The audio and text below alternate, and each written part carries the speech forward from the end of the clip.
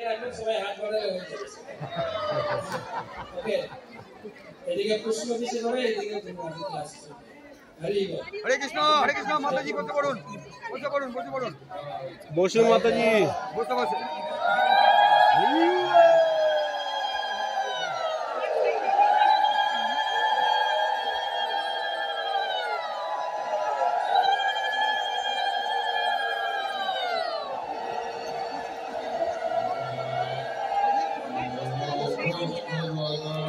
কৃষ্ণ কৃষ্ণায় ভূতলে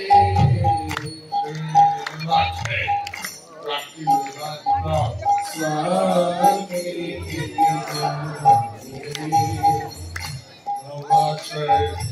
সরস্বতী দেবে গৌরবাণী প্রচারিণী সুন্দরবাদী পাশ্চাত্য দেশারিণী শ্রীকৃষ্ণ চৈতন্য প্রভু নিত্যানন্দ শ্রী অদ্বৈত গদাধর শিবাসাদি গৌরভক্তবৃন্দ। হরে কৃষ্ণ হরে কৃষ্ণ কৃষ্ণ কৃষ্ণ হরে হরে হরে রাম হরে রাম রাম রাম হরে হরে হরে यादवाय नमः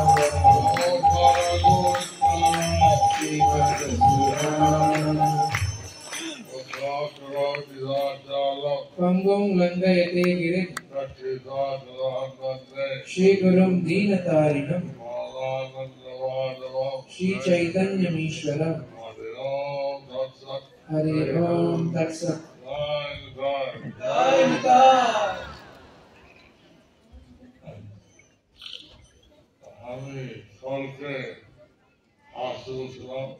আমি কালকে হসপিটালে ছিলাম। বললাম যে একটা বড় অনুষ্ঠান আছে নিত্যনন্দা ত্রয়োদশী। আমি ওখানে বলেছিলাম যে একটা বড় অনুষ্ঠান আছে নিত্যানন্দ ত্রয়োদশী, এবং তখন হেড যে ডক্টর আছে তখন যে হেড ডক্টর তিনি বললেন হ্যাঁ বড় প্রোগ্রাম আছে, ঠিক আছে ওনাকে যেতে দেওয়া হবে।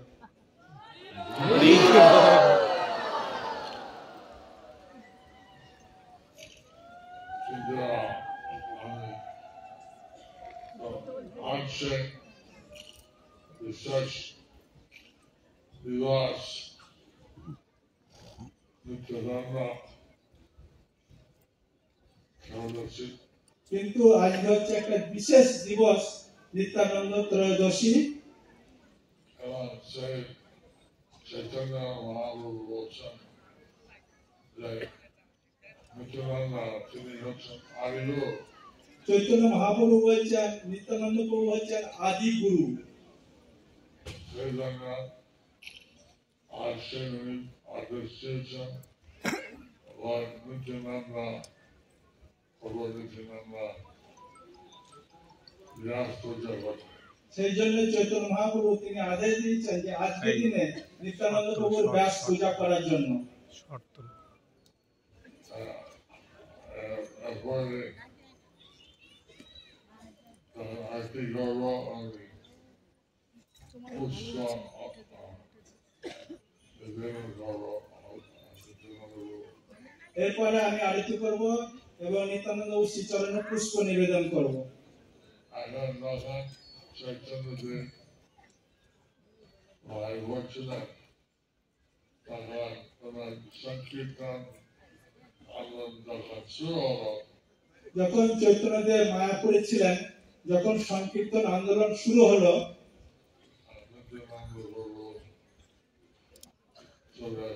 তখনই নিত্যানন্দ প্রভু চলে এসেছিলেন মায়াপুর ধামে।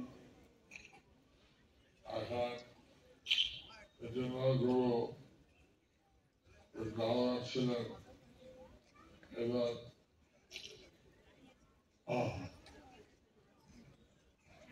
সেখানে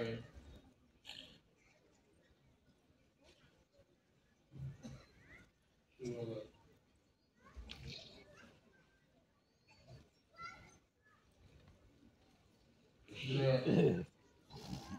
বন্ধু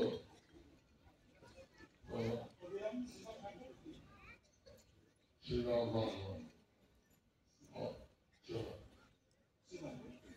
যখন কৃষ্ণ বৃন্দাবনে ছিলেন তার সখা ছিল শ্রীরাম। শ্রীরাম কৃষ্ণ লীলা বর একটা লোহা শ্রীরাম কৃষ্ণের লীলা শেষ হওয়ার পরে তিনি একটা গুহায় ছিলেন, প্রবেশ করেছিলেন।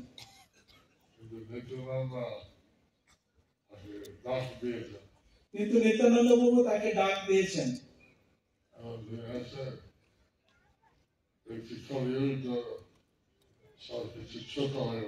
তখন শ্রীরাম গুহা থেকে বেরিয়ে এসে তাকে কলিযুগ সবকিছু ছোট হয়ে গেছে।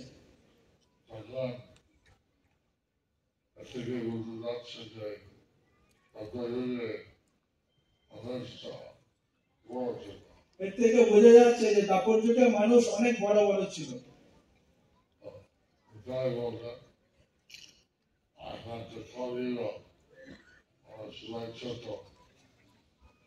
তখন নিতাই বলছে এখন তো কলিযুগ চলছে, তাই আমরা সবাই ছোট।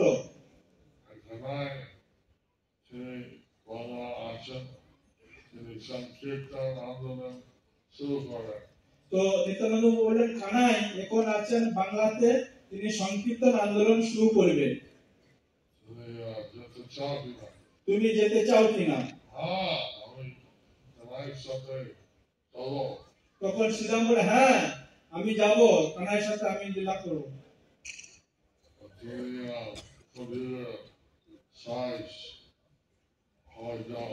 তখন নিত্যানন্দ বলে ঠিক আছে তুমি এখন কলিযুগের সাইজে যে মানুষ সেই আকারে তুমি হয়ে যাও।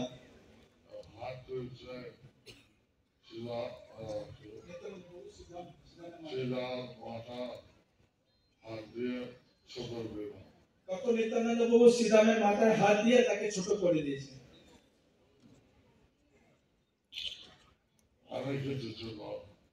অনেক কিছু লীলা ছিল।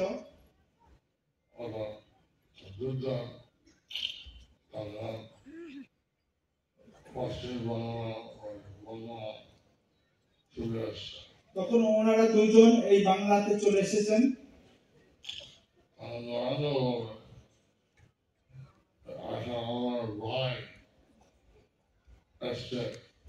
তখন গৌরাঙ্গ মহাপ্রভু বললেন আমার ভাই এখানে এসেছেন, কোথায় আছে তোমরা সব ওনাকে খোঁজো।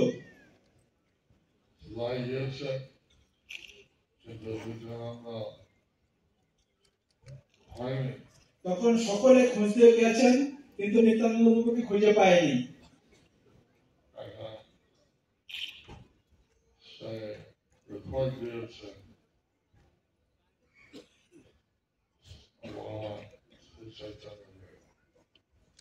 তখন সবাই ফিরে এসে তাকে রিপোর্ট দিয়েছে শ্রী চৈতন্যদেবকে যে আমরা এখন তাকে খুঁজে পাইনি।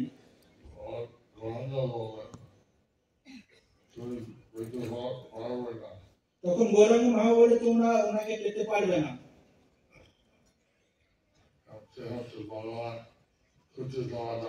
সে হচ্ছে ভগবান, ওনাকে এমন খুঁজে পাওয়া যায় না। সে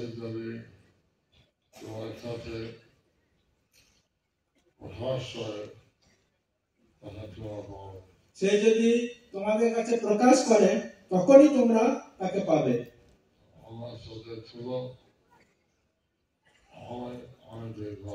তখন চৈতন্যদেব বললেন ঠিক আছে সবাই আমার সাথে চলো, আমি পেতে পারি।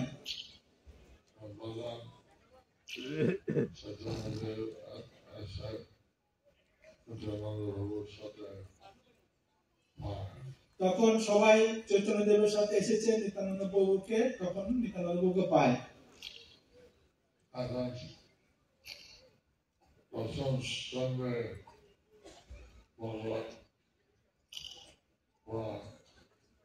ভাগবতে প্রথম স্কন্ধে বলা হয়েছে দশম স্কন্ধে that Bhagavan এই ভগবান তিনি অবতার করেন আসলে ভগবানের কোনো ভৌতিক ইন্দ্রিয় নেই ভগবান তিনি এই জগৎ অবতরণ করেন কিন্তু তার কোনো ভৌতিক ইন্দ্রিয় নেই তিনি সম্পূর্ণ পরমাত্মা তিনি সবসময় পরমার্থী এবং গৌরাঙ্গ নিত্যানন্দ অদ্বৈত সব চিন্ময় বস্তু গৌরাঙ্গ মহাপ্রভু নিত্যানন্দ প্রভু অদ্বৈত আচার্য প্রভু সকলেই তিনারা হচ্ছে চিন্ময় বস্তু গৌরাঙ্গ যখন সন্ন্যাস নিল বিমাচলে চলে গেল গৌরাঙ্গ মহাপ্রভু যখন সন্ন্যাস নিয়ে নীলাচল ধামে চলে গেলেন আর সঙ্গে গেলেন নিতাই তার সঙ্গে সঙ্গে গেলেন নিতাই কিন্তু নিতাই কিছু বয়স পরে তাকে দেখি কিন্তু নিতাই কিছু বছর পরে তাকে আবার দেখে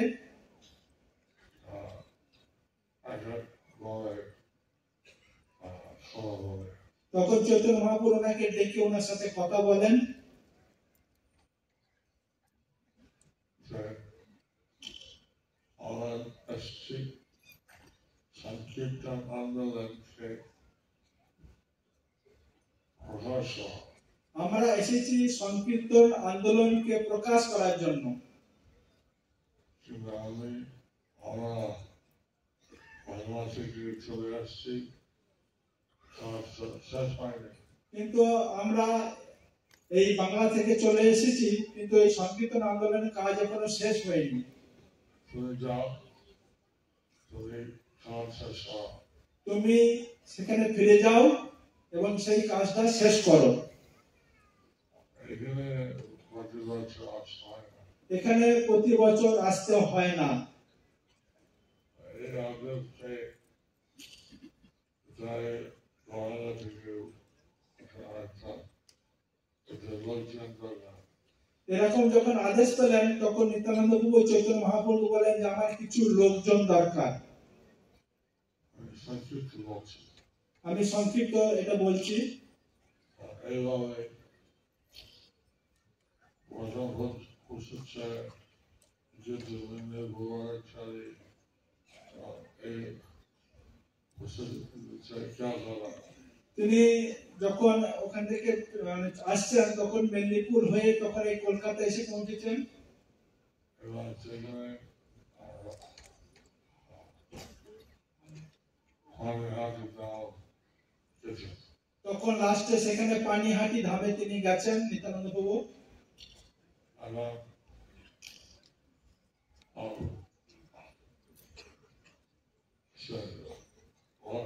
বুদ্ধিমন্ত্র হাতে দামে উনি গেছেন তখন নিত্যানন্দ প্রভু পানিহাটি ধামে রাঘব পণ্ডিতের বাড়িতে গেছেন ভগবানের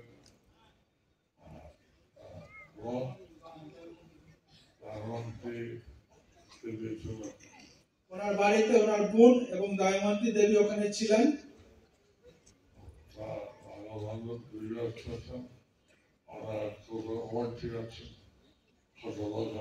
তখন রাঘব পণ্ডিত নিত্যানন্দ প্রভুকে জিজ্ঞেস করলেন যে আপনার সাথে কতজন লোক আছে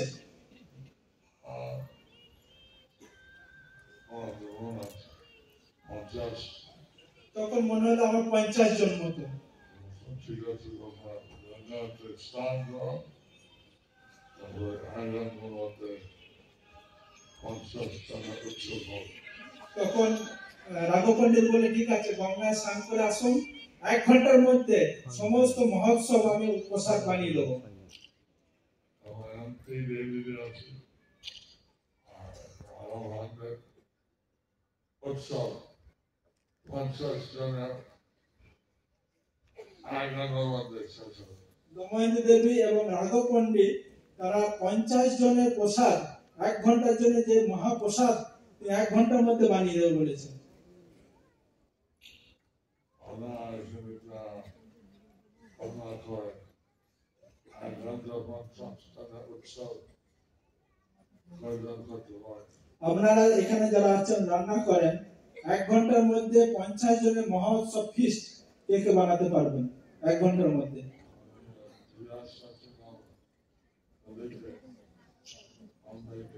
আমি জিজ্ঞাসা করছিলাম দিল্লিতে, বোম্বেতে, তারা বলছিলেন কমসে কম 3 ঘন্টা সময় লাগবে।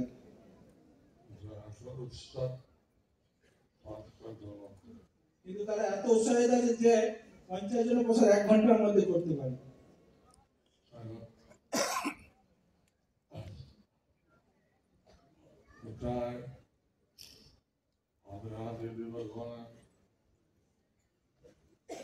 যাই হোক, নিত্যানন্দ পানিহাটিতে তিনি লীলা করেন।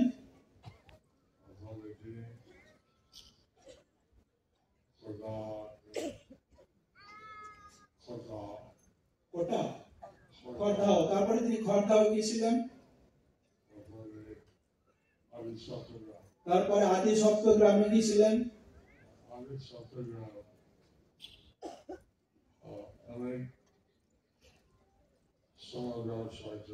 আদি সপ্তগ্রামে ওখানে অনেক সোনার ব্যবসায়ী ছিলেন।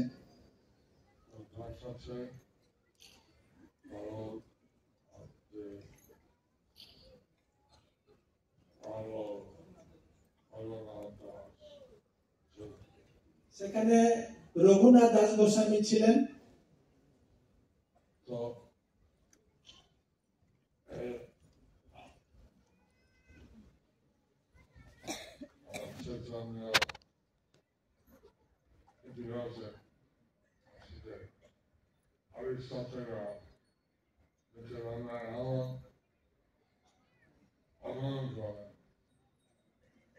চৈতন্য ইতিহাসে আছে যে আদি সপ্তগ্রামে নিত্যানন্দ প্রভুর এরকম তারা অনুনয়ন তারা উৎসব করেছিলেন।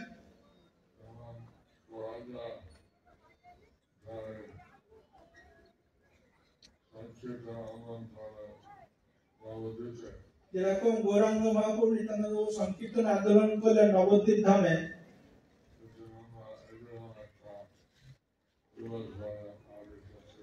নিত্যানন্দ প্রভু ঠিক এরকমই একটা লীলা করলেন আদি সপ্তগ্রামে।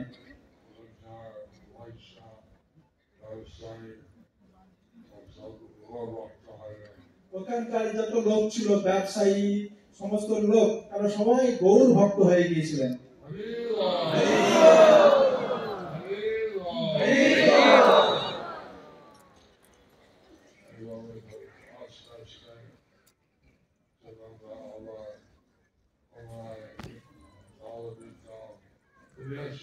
এইভাবে আস্তে আস্তে নিত্যানন্দ প্রভু আবার পুনরায় নবদ্বীপ ধামে ফিরে এসেছিলেন।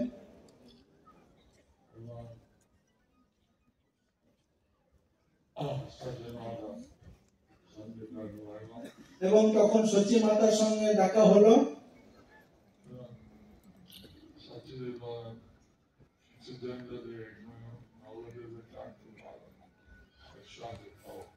তখন সচী মাতা বলেন, তুমি যদি কিছুদিন এই নবদ্বীপে থাকতে পারো তাহলে আমি শান্তি পাবো।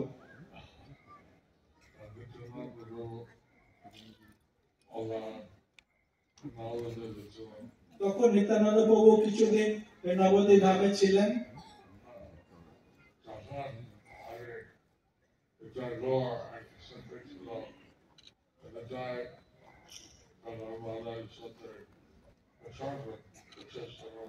যখন নিতাই গৌর একসাথে ছিলেন আগে, তারপরে নিত্যানন্দ প্রভু তিনি বাজারে বাজারে তিনি প্রচার করার চেষ্টা করতেন।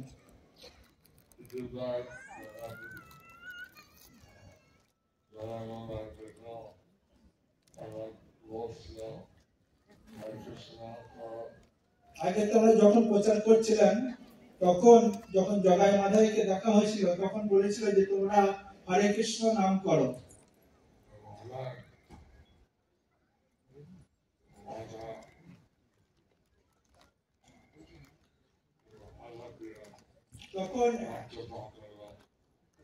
তখন মাধাই নিত্যানন্দপুর মাথায় আঘাত দিয়ে তার মাথা ফাটিয়ে দিয়েছিলেন এবং মাথা থেকে রক্তপাত হচ্ছিল।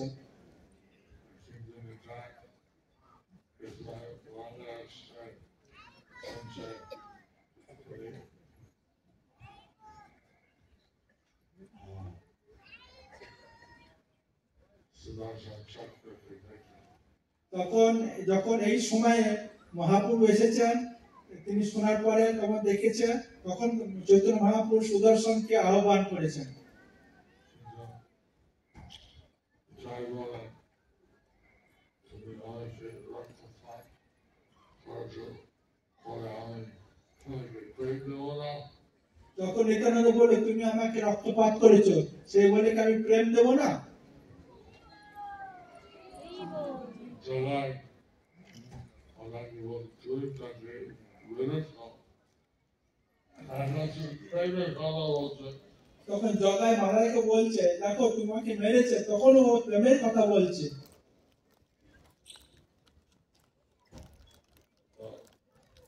আমার তখন জগাই এবং মাধাই তখন দুজনকে প্রণাম করে, দুজনে প্রণাম করে নিত্যানন্দ প্রভুকে। সুদর্শন চক্র চলে এসে তখন সুদর্শন চক্র চলে এসেছে।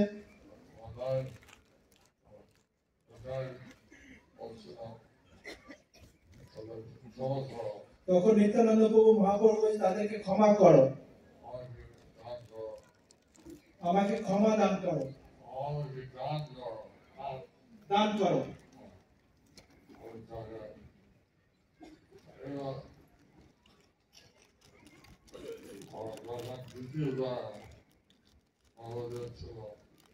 দ্বিতীয়বার যখন নিত্যানন্দ প্রভু নবদ্বীপে ছিলেন,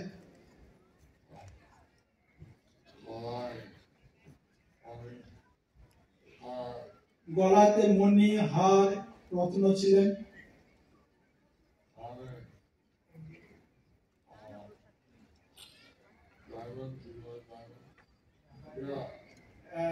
কানের মধ্যে হীরার কুণ্ডল ছিল।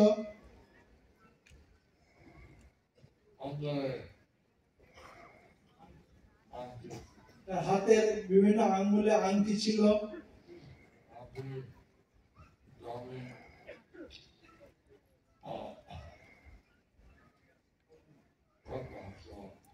হাতে যে আংটি ছিল অনেক মূল্যবান রত্ন দিয়ে তৈরি ছিল।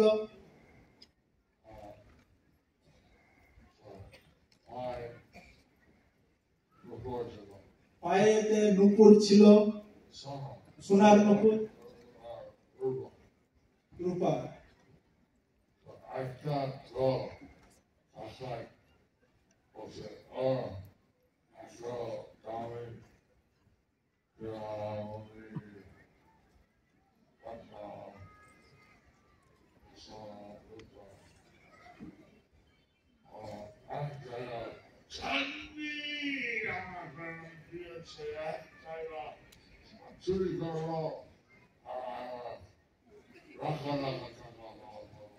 তখন একটা ডাকাতের দল সব দেখেছে, দেখার পর বলছে, সোনা, রূপা, হীরা, অনেক মুক্ত মালা আছে, তো মাতা চণ্ডী আমাদের বিশেষ কৃপা করেছে, তাই আমরা চুরি করবো আর লক্ষ লক্ষ টাকা লাভ করতে পারবো।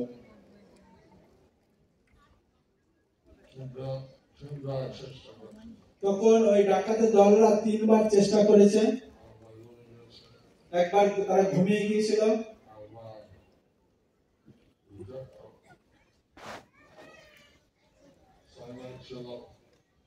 একবার তারা দেখছে নিত্যানন্দ প্রভুকে সৈনিক পাহারা দিচ্ছিল।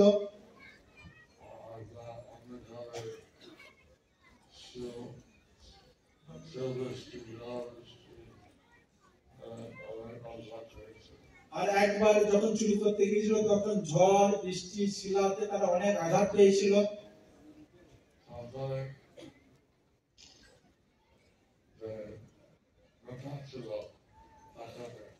তারপরে যে ডাকাতের নেতা ছিল, সে তখন চিন্তা করলো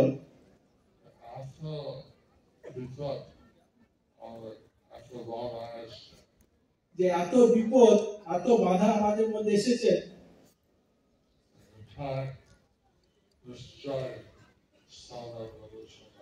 তখন উনি চিন্তা করছে যে নিতাই নিশ্চয়ই কোনো সাধারণ মানুষ নয়।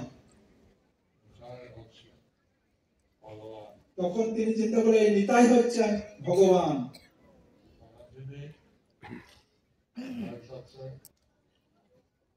around here, someone sets it up for them.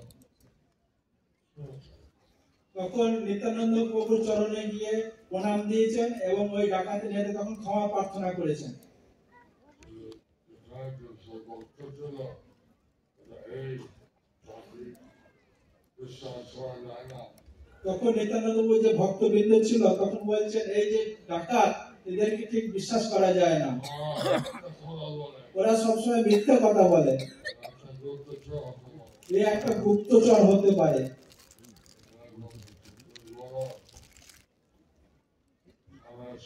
তখন নিত্যানন্দ প্রভু ওই ডাকাতের নেতাকে জিজ্ঞাসা করে যে তুমি বলো তুমি কেন এখানে এসেছো।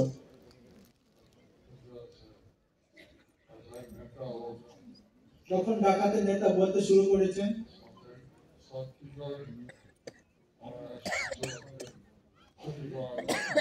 তখন ডাকাতের নেতা বলল আমরা সত্যি করে এসেছি তোমাকে ক্ষতি করার জন্য।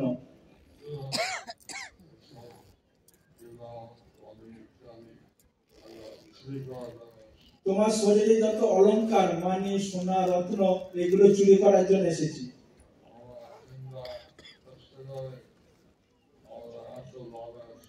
আমরা 3 বার চেষ্টা করেছি, তার 3 বারই আমাদের বাধা এসেছে আর চুরি করতে পারিনি। তখন আমরা বুঝতে পেরেছি যে তুমি হচ্ছ ভগবান। তখন আমি তোমার চরণে ক্ষমা চাইছি।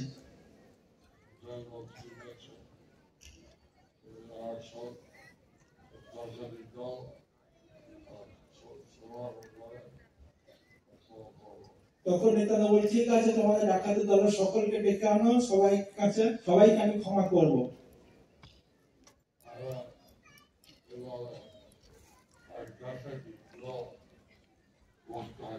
এইভাবে ডাকাতের দল সকলেই ভক্ত হয়ে গেল।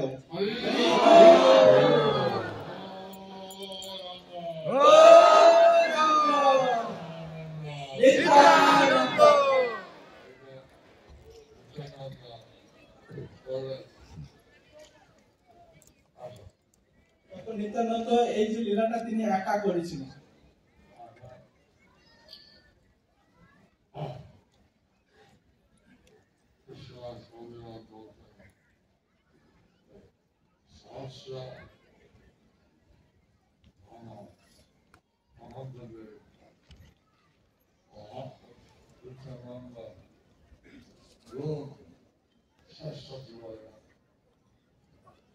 চৈতন্য চরিতামৃতে কৃষ্ণদাস কবিরাজ গোস্বামী বলেছেন যে অনন্ত দেব তার সহস্র বদনে সহস্র বছর ধরে যদি নিত্যানন্দ প্রভু গুণ মহিমা করেন তার মহিমা গুণ কখনো শেষ করতে পারবেন না।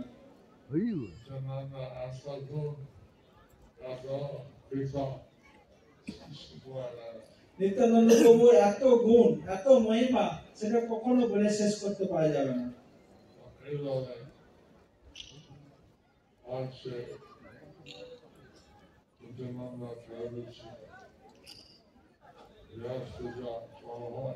এইভাবে এই আজকের দিনে নিত্যানন্দ ত্রয়োদশী আজকের দিনে তার দাস পূজা করা হয়।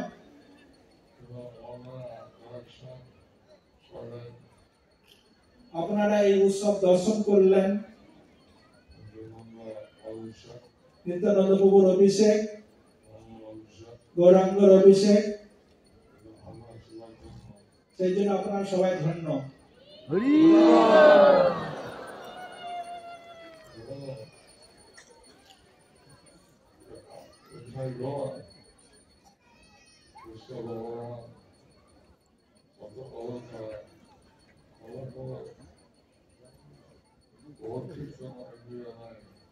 নিতাই গৌর এবং কৃষ্ণ বলরাম ভগবানের সমস্ত যে অবতার তাদের কোনো ভৌতিক ইন্দ্রিয় নেই।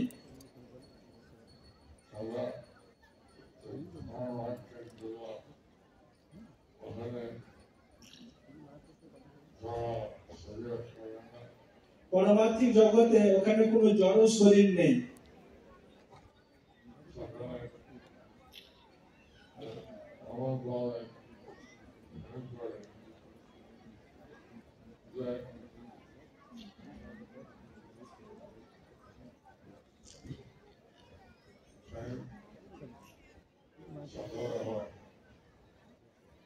পরমার্থিক পরমার্থী জগতে সকলে এমন ভাবে প্রেম করে যে সকলে প্রেমে তার বশবর্তী থাকে। আমাদের একটা ছোট আমাদের এই জড়জগৎ একটা ছোট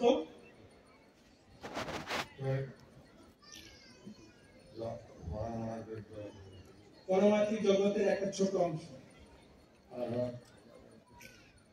এখানে একটা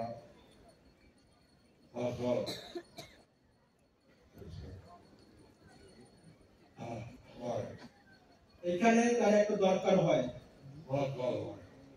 এখানে তার সেই পরমার্থী জগতের প্রেম তার নকল হয় এই জগতে।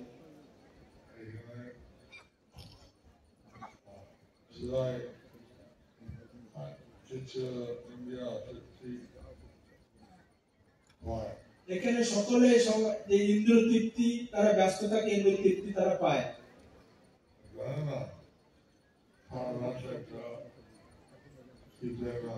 তারা কখনোই জানতে পারে না যে পরমার্থী জগতের কি পরিমাণে প্রেম আছে।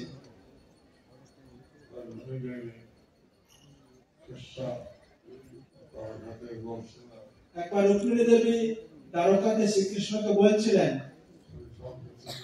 তুমি সবকিছু জানো,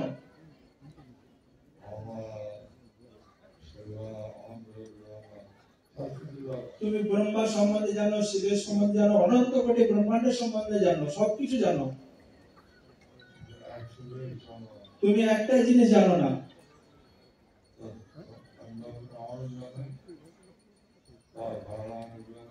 তখন রুক্মিণী দেবী বলে, সেইটা হচ্ছে আমি জানি এবং রাধারানী জানে।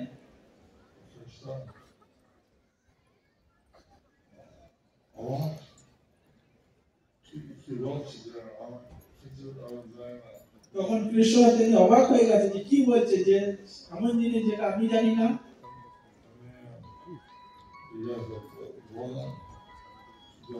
তখন কৃষ্ণ রুক্মিণী দেবীকে জিজ্ঞাসা করলেন, বলুন কি জিনিস যেটা আমি জানি না।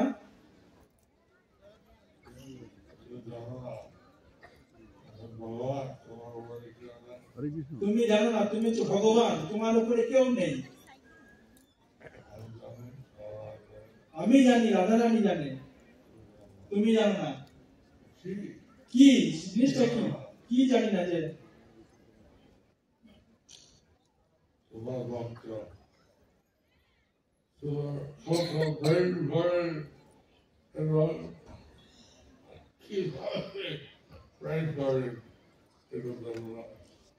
ভক্ত তোমাকে কতটা প্রেম করে এবং কিভাবে প্রেম করে এটা তুমি জানো না। আমি জানি, রাধারানী জানে, কিন্তু তুমি জানো না।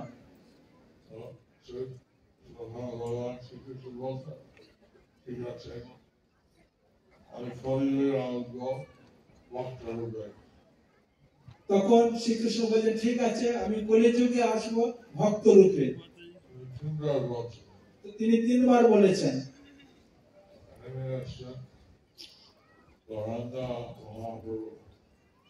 তখন তিনি কলিযুগে এসেছেন গৌরাঙ্গ মহাপ্রভু রূপে, এবং তার সাথে এসেছে নিতাই।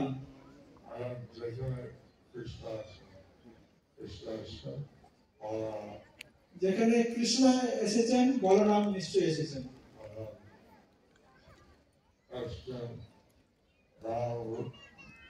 কৃষ্ণ এসেছেন রাম রূপ ধারণ করে,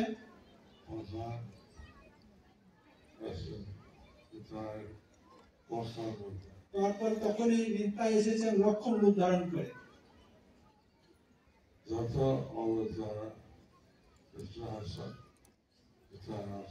যত অবতার কৃষ্ণ আছেন, নিতাই এসেছেন।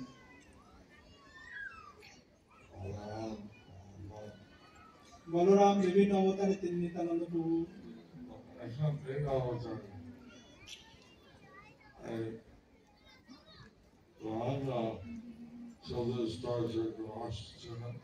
এই অবতারে গৌরাঙ্গ মহাপ্রভু 24 বছর গারস্থ ছিলেন,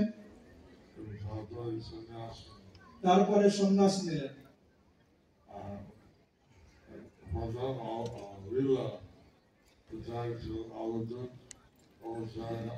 তিনি প্রথমে নিত্যানন্দ প্রভু অবধূত রূপে ছিলেন, Lord, Lord Chaitanya Dev, Arjun Dev, Baladev, Kahastana. তখন চৈতন্য মহাপ্রভু তাকে আদেশ দিয়েছেন, তুমি পশ্চিমবাংলায় গিয়ে গারস্থ হয়ে যাও।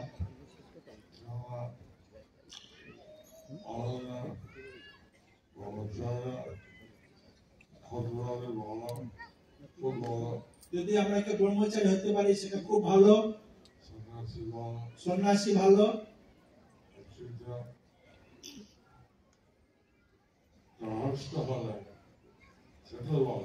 কিন্তু গারস্থ হলে সেটাও ভালো যদি তারা কৃষ্ণ ভক্তি করে। কিন্তু সবাই কৃষ্ণ ভক্তি করে না।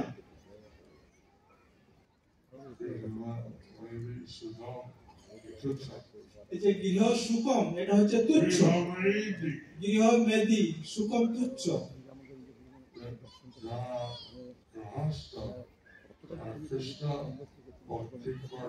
যারা প্রকৃত গৃহস্থ তারা কৃষ্ণ ভক্তি করে।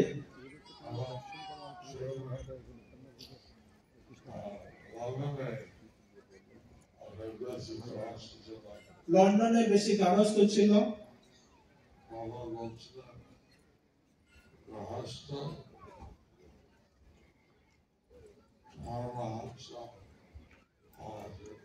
তখন প্রভুপাদ বলছিলেন যে সমস্ত গৃহস্থরা পরমহংস হতে হবে।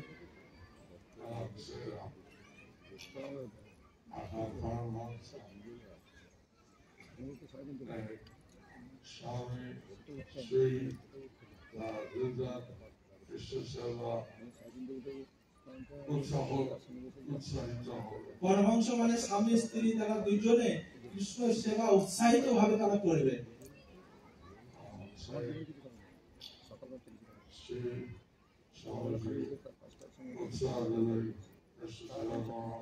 স্ত্রী স্বামীকে উৎসাহ দেবে কৃষ্ণ সেবা করার জন্য।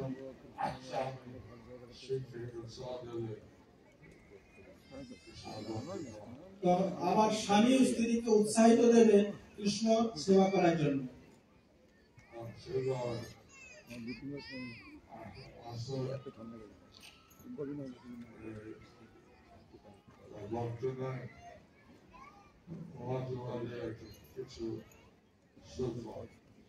এই যে ভক্তি তারা মাঝে মাঝে একটু সুখ পায়, যারা ভক্ত নয়।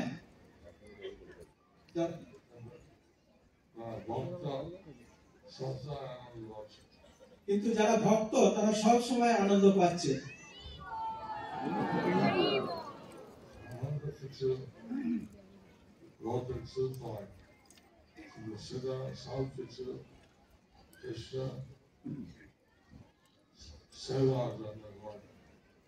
যদি তারা ভৌতিক সুখ পায় তাহলে তারা সবসময় তারা কৃষ্ণের সেবার জন্য সবকিছু করেন।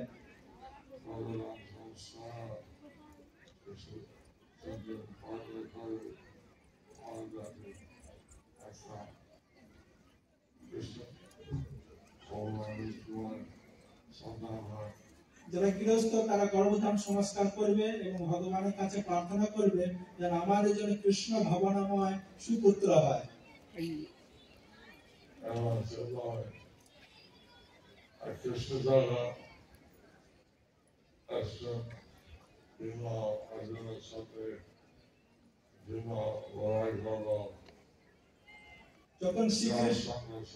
যখন কৃষ্ণ তিনি এসেছিলেন তখন অর্জুন এবং ভীম জরাসন্ধের সাথে লড়াই করেছিলেন।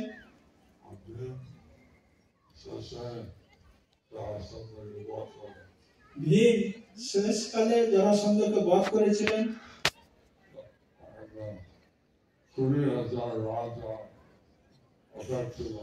20,000 রাজাকে আটকে রেখেছিল।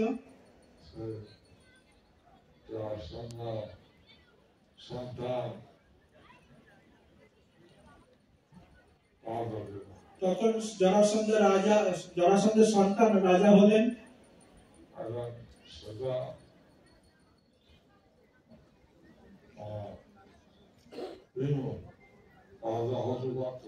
সেখানে ভীম রাজা হতে পারত, কেননা সে জরাসন্ধকে বধ করেছিলেন। কিন্তু তারা জরাসন্ধ সন্তান কিন্তু তারা জরাসন্ধের যে পুত্র ছিল তাকে রাজা করলেন। সব রাজাদের অসচ্ছল অর্থদের সমস্ত রাজাদের যারা আটকে রেখেছিল সমস্ত রাজাদের মুক্তি করে দিয়েছিলেন। আমি সত্যি বলছি যে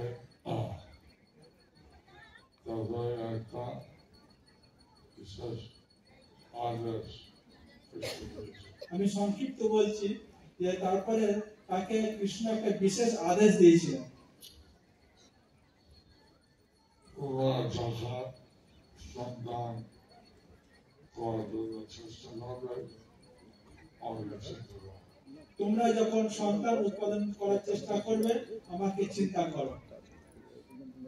অর্থাৎ কৃষ্ণ বলছেন কিছু একটা গর্ভধারণ কৃষ্ণ ওখান থেকে বলছেন, আমরা বুঝতে পারছি একটা গর্ভধারণ সংস্কার করার জন্য। এখন স্বামী স্ত্রী যাতে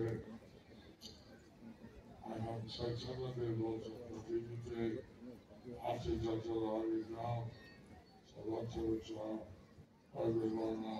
চৈতন্যদেব বলছেন পৃথিবীতে আছে যত নগরাদি গ্রাম সর্বত্র প্রচার হইবে মোর নাম। চৈতন্যদেব আদর্শ পালন করতে চেষ্টা করেন। নিতাই সেই চৈতন্যদেবের আদেশ পূরণ করার জন্য চেষ্টা করেছিলেন।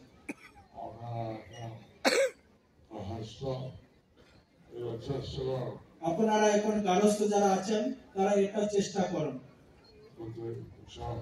যাতে সর্বত্র প্রচার হয়, যাতে অপর ব্যক্তি বুঝে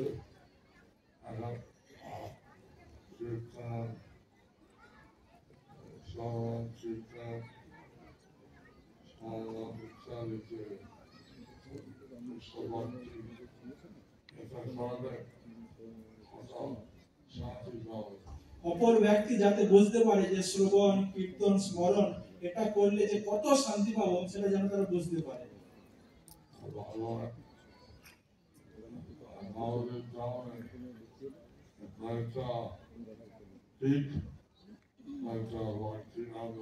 নবদ্বীপ ধামে 9টা দ্বীপ আছে, 9টি ভক্তির অঙ্গ।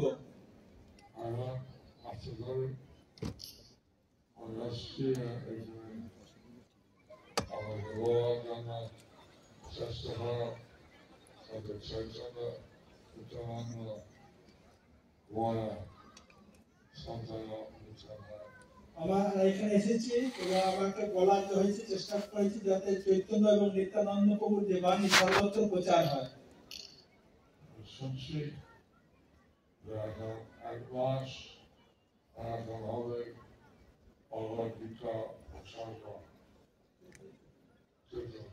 আমি শুনেছি যে 1 মাস চৈতন্য চরিতামৃত প্রচার হবে, 1 মাস চৈতন্য চরিতামৃত ম্যারাথন হবে।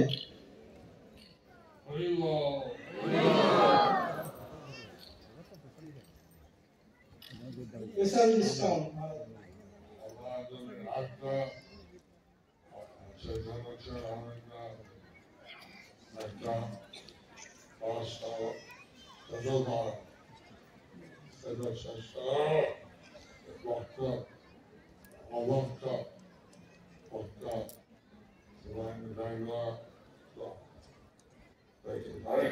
এই যে একটা চৈতন্য চরিতামৃত সেট, এটা আপনারা চেষ্টা করবেন সকলে ভক্ত অভক্ত যাতে সকলে পেতে পারে।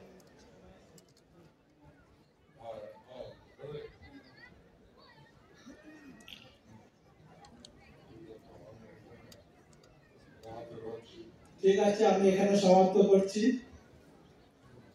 হরি বল।